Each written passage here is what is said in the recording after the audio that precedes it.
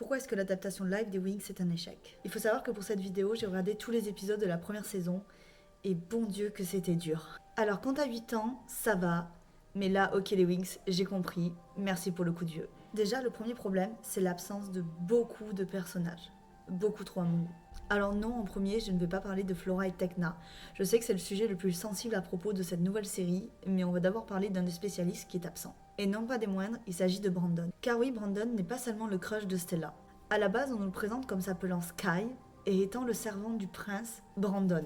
Et oui, vous avez compris, à la base, le prince se fait passer pour le servant et le servant se fait passer pour le prince. Sans Brandon, pas de prince cachant son identité, ni de Stella se décomposant en apprenant que son doux prince n'est qu'un servant. Et donc pas non plus de diaspro au casting pour apprendre à Bloom que son cher et tendre Sky s'appelle en réalité Brandon et que c'est un prince. Oui, parce que je suppose que s'il n'y a pas Flora ni Tecna, il n'y a clairement pas Diaspro, ou alors c'est qu'il y a un gros problème. Et donc aussi, dans les personnages manquants, Naboo, donc pas de mariage arrangé, ni de traces de Roy, ni de Next, tous des crashs à Layla.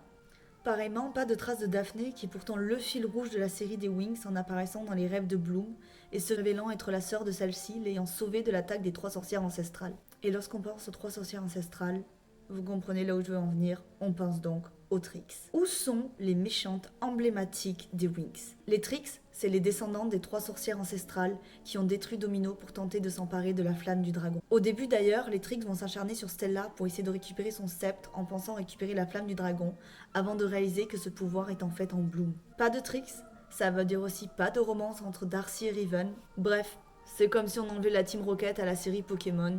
Impossible. Donc évidemment, vous en doutez, on n'aura pas de méchants tels que le Phénix ou Valtor. Pareillement, qu'en est-il des personnages de l'école de fées d'Alphea? La directrice Faraganda, la directrice adjointe Griselda, ou encore les professeurs Palladion et Whizgiz? Sans parler de la tour nuage, l'école des sorcières avec la directrice Madame Griffin, ou encore la petite sorcière Lucie, qui tentait désespérément de s'intégrer aux Trix. On peut également parler de la Fontaine Rouge avec le directeur Monsieur Saladin, ou encore Koda Torta, l'un des professeurs. Mais surtout, où sont Flora et Tecna?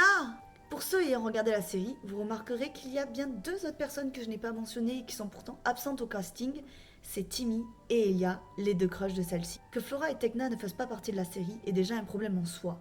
Mais mon gros problème, c'est qu'elles ont été remplacées par une autre Wings, Terra. Alors oui, Tecna n'avait pas un grand rôle dans la saison 1, mais on s'attendait quand même à la voir. Quant à Flora, elle a quand même eu son petite importance, et notamment avec la sorcière Myrta, qu'elle aidera à se sortir du sortilège qui l'a transformée en citrouille. En tout cas, pourquoi supprimer 2 Wings pour les remplacer par une nouvelle? Et là, on arrive dans le deuxième problème, le casting. Alors, on va parler des seuls points positifs qu'il y a au niveau du casting, Bloom et Sky. Parfait, rien à redire, je suis ok avec le casting. Par contre, le reste, ça va pas du tout, hein. Non, parce que qu'on se le dise, Stella, c'est la fille qui est super belle, quand elle arrive, on sait qu'elle est là. Je trouve que l'actrice qui joue Stella n'en impose pas. Elle n'a pas le côté un peu pétillant, je suis la princesse, je suis là. Elle est jolie, mais sans plus. Bon, pour Musa, je vous apprends rien, c'est un gros dossier, c'est comme Flora et Tecna, ça a fait grand bruit, elle est passée de asiatique à blanche, on comprend toujours pas pourquoi. L'actrice qui joue Layla, je suis pas convaincue non plus, après, à voir comment elle se débrouille. Mais pareil, je trouve que Layla a un tempérament très fort et de par les quelques images que j'ai vues, je ne trouve pas qu'elle le retranscrive et physiquement, je ne trouve pas qu'elle correspond vraiment à Layla. Terra, je comprends pas le personnage de Terra.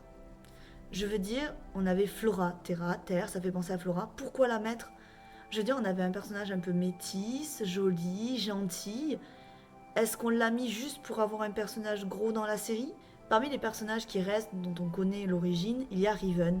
Et Riven, eh ben je suis pas conquise non plus. Il ne correspond en rien au personnage, qui est quand même un personnage assez froid, égocentrique, qui en impose.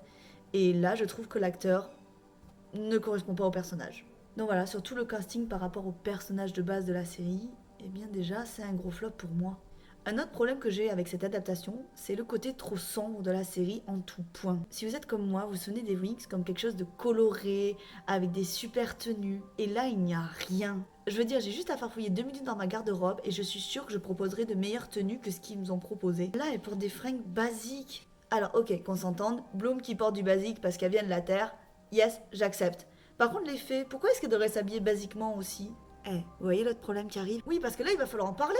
Elles sont où leurs ailes? C'est des fées, non? Parce que concrètement, quand j'ai regardé le trailer, j'avais plutôt l'impression de voir des sorcières que des fées. Et dans la série, Il y a déjà des sorcières de base. Petit aparté pour parler de la nouvelle bande-annonce qui est sortie hier. Et en toute sincérité, je vais reprendre les mots de Bloom, je suis dépitée. Je suis juste un peu dépitée de pas avoir vu la moindre paire d'ailes.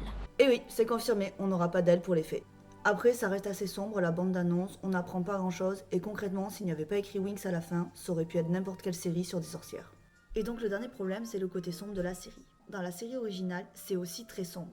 Et oui, qu'on se le dise, les 6 derniers épisodes de la série sont très très sombres. Et il faut savoir que la série Netflix ne comporte que 6 épisodes, donc en prenant en compte que les 6 derniers épisodes des Winx en dessin animé sont très sombres, pour moi, ça me va. Donc l'esthétique sombre n'est pas un problème, mais j'attendais quand même quelque chose au niveau des tenues qui me rappelle que ce sont des fées, quelque chose de joli, de mignon quand même.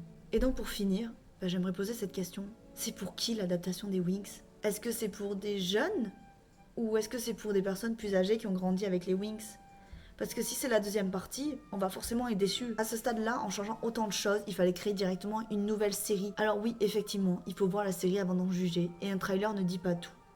Mais du peu que j'ai vu et du casting annoncé, pour moi, ce n'était pas bon. Donc, nous verrons bien demain ce que vaut la série Netflix, les Winx.